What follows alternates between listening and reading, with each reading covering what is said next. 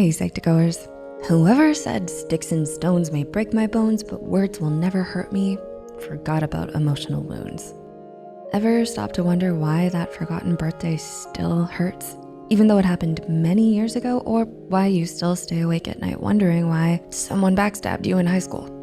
Those are emotional wounds that have not healed. Unlike physical wounds, they aren't visible and we don't have a surefire, simple band-aid for it. The good news is that healing these wounds takes a few different tactics that we may not have thought about before. So let's go through how to recognize that you need that emotional first aid kit and how to use it. Number 1, being alive, but not living. Sure, being alive can be clinically spelled out in cool terms. Your heart is beating, you're able to remember your name, you can perform work functions, you eat food, and you sleep at night. But living is different.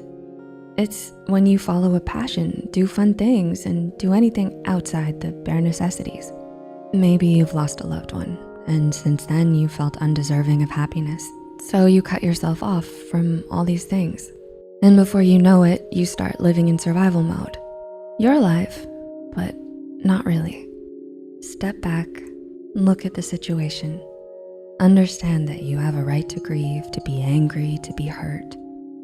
Connecting with others can help you understand that living your life is not causing these things to happen. You may, in fact, find that not living your life is in fact hurting those around you who are still there for you and care about you. Number 2, being disproportionately angry or sad or emotional or Emotional wounds are wounds. When wounds are still tender and raw, a breath of fresh air can feel like fire. You know yourself. You know what normally gets to you.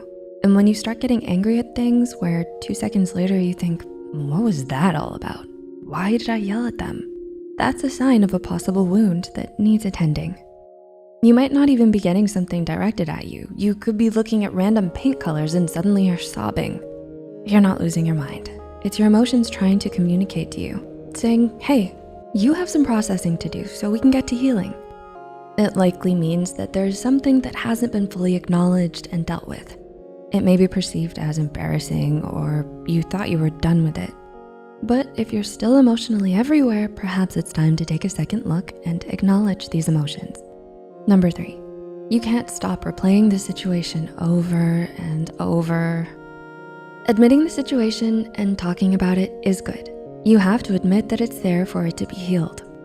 But if you keep talking about it without direction or purpose and on repeat, it's gone from helpful to harmful. So when talking about the situation or assessing it, always ask yourself, what am I getting out of talking about it? Is there something I still don't understand that will help me move to the next step? And ask yourself honestly if you're repeating things because you're denying what you already know, but hoping to get a different answer. This is not closing a wound, it's reopening it and undoing all the hard work you've done before.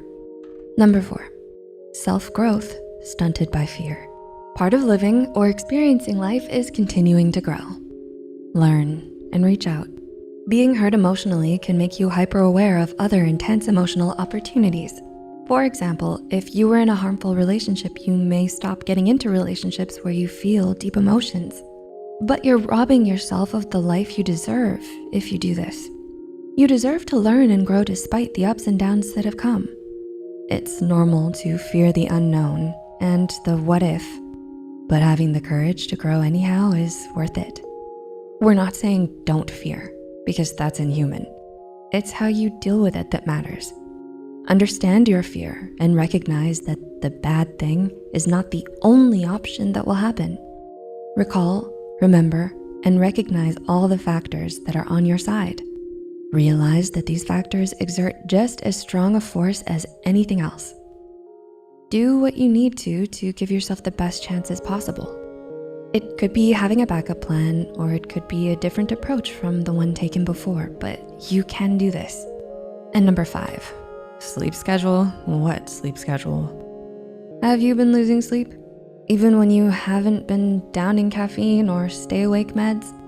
If so, something is going on emotionally. Ironically, getting good sleep is one of the things that will assist with healing that wound. So, tackle this by getting yourself an honest-to-goodness routine. That's right, sleep prep. Here are a few suggestions to get you started making your own personalized routine. No food or electronics 1 hour before your goal sleep time. Meditate to calm and quiet your mind. Sip some warm tea with natural calming agents like chamomile. Sleep helps your whole you recoup.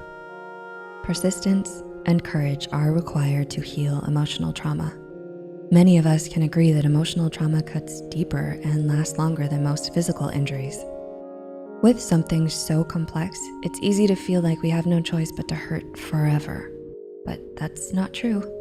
If we can choose to put in the time and the effort, we can choose to heal, and we don't have to do it alone.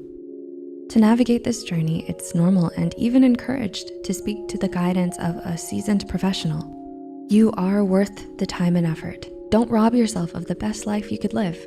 How do these points resonate with you? Please feel free to comment and discuss any methods you've tried or things you're puzzling over. Thanks so much for watching, and we'll see you soon.